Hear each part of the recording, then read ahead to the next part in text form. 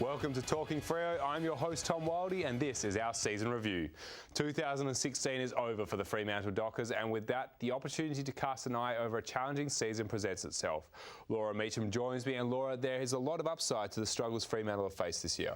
That's right, Tom. We've seen a lot of injuries for Fremantle this year, but with that we've seen a lot of opportunities for some of the younger players in the squad who have gained some vital experience on the field, so next year is looking a lot brighter. And there has been plenty of emotion at the club as well, with captain David Mundy becoming the second most capped player at the club and playing his 250th game this season, while club legend Matthew Pavlich called time on his glittering career, becoming just the third player in AFL and VFL history to play 350 games and kick 700 goals. That's right, Tom. It has been a roller coaster of a season for Freo fans, but let's take a look at this year's rising stars. My rising star nomination for this year is Michael Apnis. The young tall forward has had many highs this season after returning from a knee injury that saw him out for most of last year. Apnis has shown a lot of tenacity this season and has been rewarded for his efforts with 5 games for Fremantle, in which he kicked his first AFL goal in round 20's Carlton Draft Western Derby. With a good pre-season, Apnis is set to play a key role in Fremantle's forward line.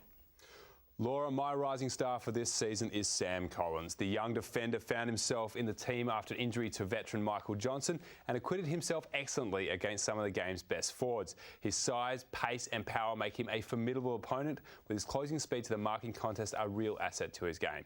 He played 12 consecutive games this season against the likes of West Coast Josh Kennedy and Adelaide's Josh Jenkins, and he started his career against St Kilda's Nick Riewoldt.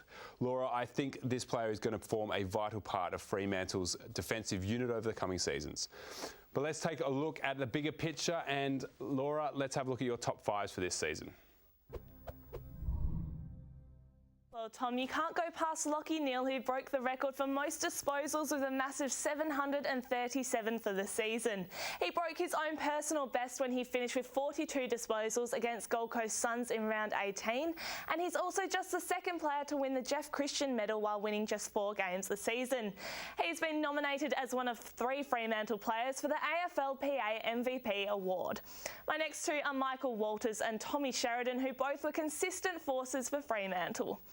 And lastly, Connor Blakely and Lachie Weller, who both picked up NAB Rising Star nominations and will definitely be 2 to watch out for in the future.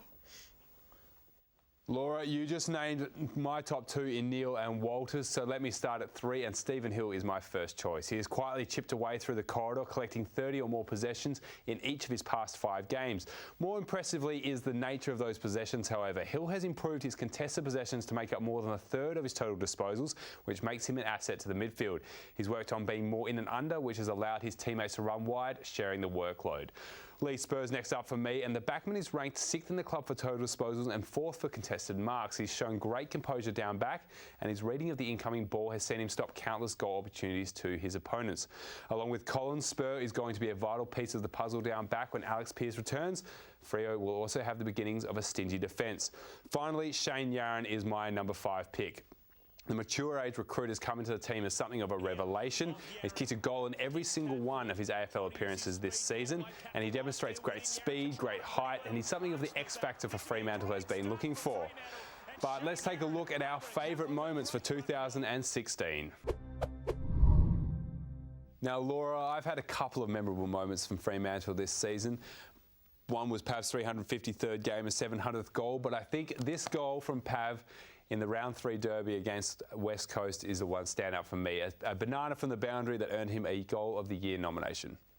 Well, Tom, I would say Pav's 700th goal is one of my favourites, but my ultimate favourite was this mark from Hayden Crozier that earned him a Mark of the Year nomination. The Saints run it out. Nunes. Geary has not stopped trying today. Oh, there we go.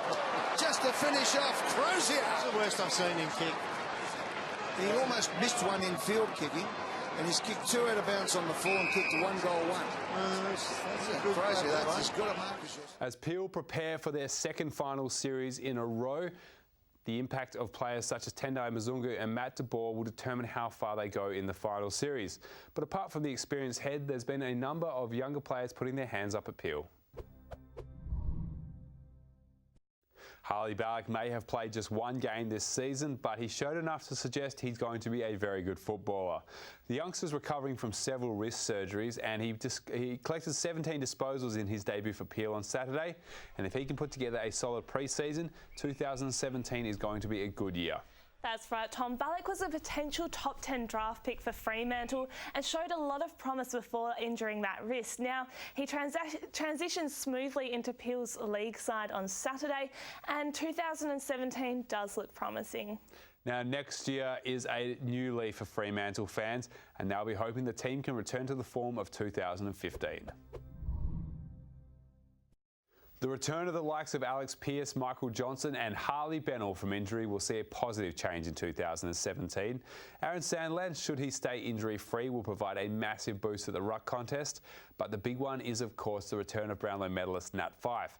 A midfield consisting of himself, Lachie Neale, Stephen Hill and Bennell is something to savour for Freo fans. A new big-name recruit will be the icing on an otherwise delicious-looking 2017.